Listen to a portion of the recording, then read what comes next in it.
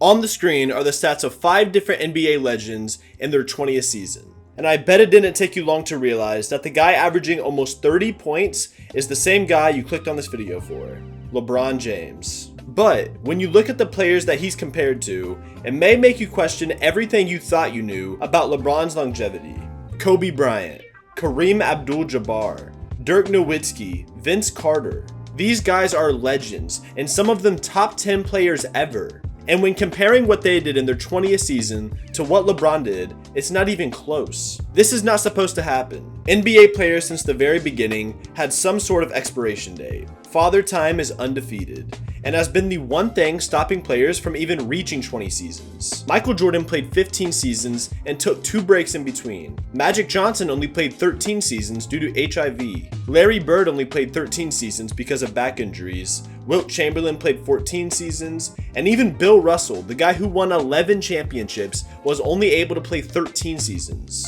Even reaching 20 seasons is near impossible for an NBA player at that caliber. Considering all the regular season and playoff games you have to go through, and all the practices and all the risk of injuries over the course of 20 years, every odd is stacked against the Feet. But what's even crazier is playing in the NBA for 20 years and not getting any worse. LeBron's prime is considered to be the 2012-2013 Miami Heat season. He had just won a championship, and they were hungry to go back-to-back. He was at the top of his game and truly looked unstoppable. And in this season, he averaged 26.8 points, 8 rebounds, and 7.3 assists, shooting 56.5% from the field and 40.6% from 3. These are amazing stats, about as good as you can get. But exactly 10 years after this historic season, LeBron averaged 28.9 points, 8.3 rebounds, and 6.8 assists, while shooting exactly 50% from the field and 32.1% from 3. This is not to say that he had a better season last year than he did in 2013. That would be ridiculous. But if you looked at these two averages with no context on which players are which, you can make an argument for either of these. Again, we are talking about a guy in his 20th season, and he does this every season. Every year of his career, he has had some of, if not the best averages in the NBA and remained at the top.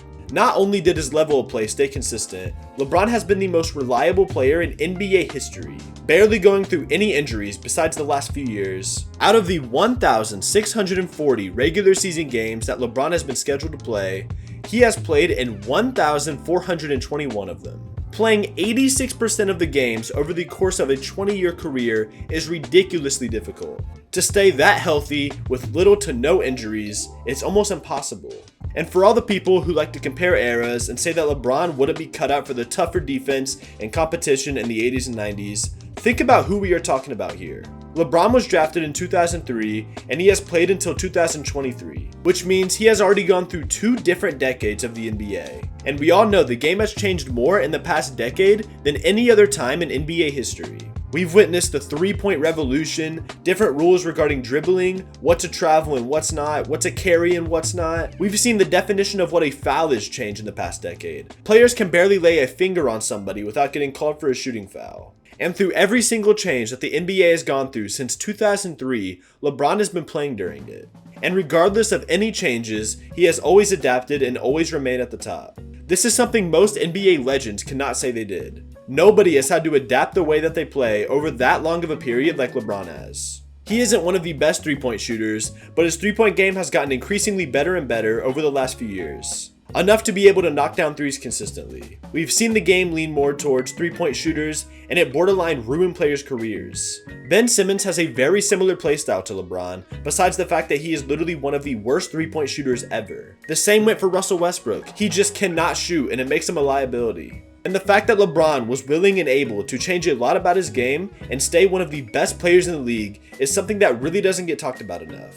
Possibly the biggest achievement LeBron has based off his longevity was set just this past season, when LeBron James became the NBA's all-time leading scorer. But for a player like LeBron, who his entire career has been known as the guy who doesn't have that killer instinct or the clutch gene or scoring ability like Michael Jordan and Kobe Bryant, a pass-first player who has passed up game winners for whatever the best possible shot is, that guy has outscored every other player in history.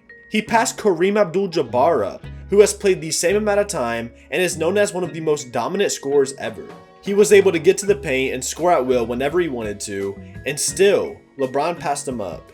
The chances of somebody in the NBA today breaking this record, or any player in the foreseeable future, is pretty rare. Players today get injured constantly, so LeBron James may be the all-time leading scorer for generations to come. He's tied with Kareem right now for the most consecutive All-Star game selections with 19, and after next season, he will inevitably pass Kareem. And the amount of all-time stats we are about to see LeBron break in his 21st season is going to be insane. He might even break the record for the most seasons played in NBA history. The man came into the league before I was even born, and he has not stopped this level of production once. And it's been crazy watching LeBron dominate for this long.